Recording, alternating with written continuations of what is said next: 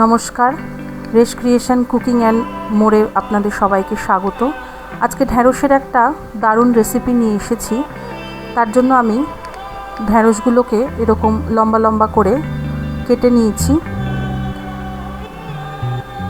তার সঙ্গে লাগবে আমাদের পেঁয়াজ। এটার নাম হচ্ছে ঢ্যাঁড়স দো পেঁয়াজা, তাই পেঁয়াজটাকে আমরা দু রকমভাবে দেব। একটা বড় গোটা পেঁয়াজকে আমি এরকম মোটা মোটা করে কেটে নিয়েছি, আর একটা পেঁয়াজকে আমি এরকম কুচি করে নিয়েছি, আর একটা গোটা টমেটো সেটাও আমি ডুমো করে কেটে নিয়েছি। তার সঙ্গে লাগবে নুন, চিনি, হলুদ গুঁড়ো, আদা আর রসুন। এখানে রসুনের পরিমাণটা কম লাগবে, খুব একটা বেশি রসুন এখানে লাগবে না, তাই আমি এখানে 2 কোয়া রসুনকে একটু গ্রেটারে গ্রেট করে নিয়েছি। আর লাগছে ধনে গুঁড়ো, জিরে গুঁড়ো, লঙ্কা গুঁড়ো আর গরম মশলা গুঁড়ো। গরম রুটি বা পরোটার সঙ্গে এই ঢ্যাঁড়সের দো পেঁয়াজাটা খুব ভালো লাগে খেতে। এরপর আমি একটি কড়াই নিয়ে নিচ্ছি। এই রান্নাটা আমি সর্ষের তেলেই করব। এখানে আমি প্রথমে 1.5 চামচ মতো তেল দিয়ে দিচ্ছি। তেলটা গরম হলে এবার আমরা এতে সামান্য একটু জিরে ফোড়ন দিয়ে দেবো, গোটা জিরে ফোড়ন দিয়ে দেবো।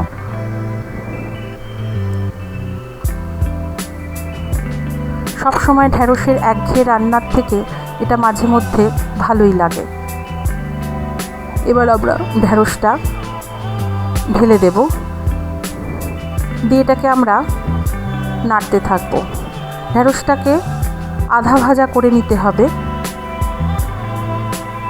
এর মধ্যে আমরা একটুখানি সামান্য নুনও দেব, সামান্য একটু নুন দিয়ে দেবো। নুন দিয়ে ঢ্যাঁড়সটাকে ভালো করে আধা ভাজা করে নিতে হবে। গ্যাসের ফ্লেমটা অবশ্যই একটু মিডিয়ামের থেকে একটু কম করে রাখবেন। ঢ্যাঁড়স খুব সহজে নরম জিনিস পুড়ে উঠতে পারে। এবারেতে আমরা ডুমো করে বড় বড় করে যে ডুমো করে কেটে রাখা পেঁয়াজগুলো আমরা রেখেছিলাম সেইটা দিয়ে দেব। দিয়ে দুটো একসঙ্গে এবার আমরা এটাকে একটু ভেজে নেব। এটাকে এবার আমরা একটু ঢাকা দিয়ে আঁচটা কমিয়ে দিয়ে এটা একটুখানি হতে দেব।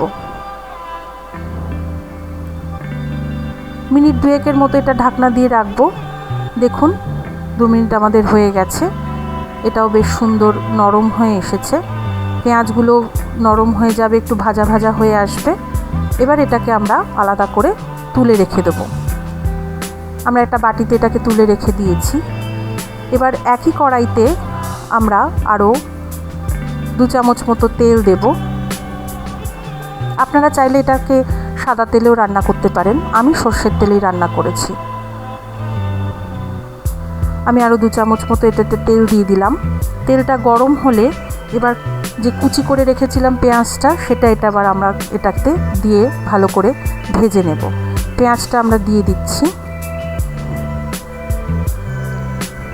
এবার পেঁয়াজটাকে আমরা ভালো করে ভেজে নেব। এতে এবার আমরা ভাজতে ভাজতে এরপরে এতে আমরা টমেটোটাও দিয়ে দেব।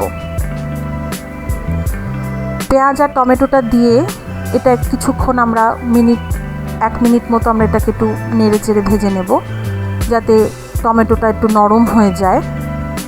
দেখুন টমেটোটা নরম হয়ে এসেছে। এবার এতে আমরা আদা আর রসুনটা দিয়ে দেব। দিয়ে এটা একটু ভালো করে নাড়াচাড়া করে নেব।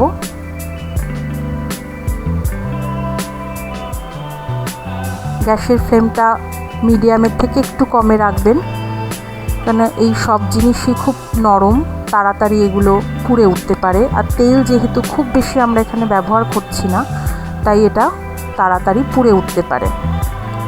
দেখুন এটা আমাদের আধা ভাজা হয়ে গেছে। কাঁচা গন্ধটা, আদা রসুন পেঁয়াজ টমেটো সবেরই কাঁচা গন্ধটা চলে গেছে।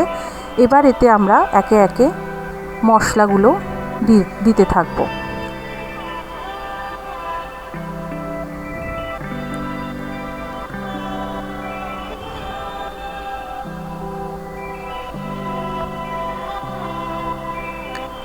আমরা দিচ্ছি প্রথমে নুনটা স্বাদ মতো দেবেন।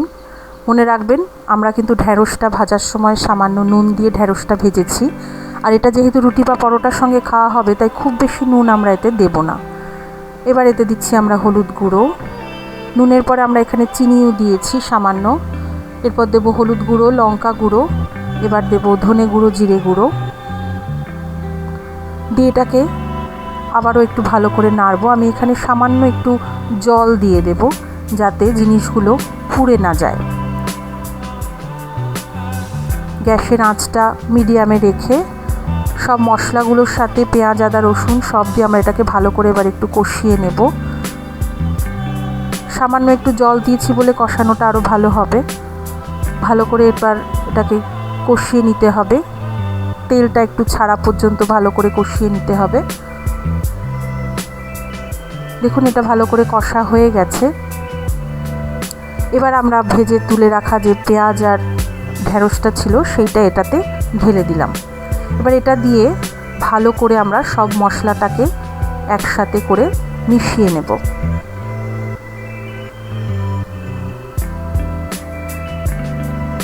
দেখুন এটাকে ভালো করে আমরা মিশিয়ে নিয়েছি।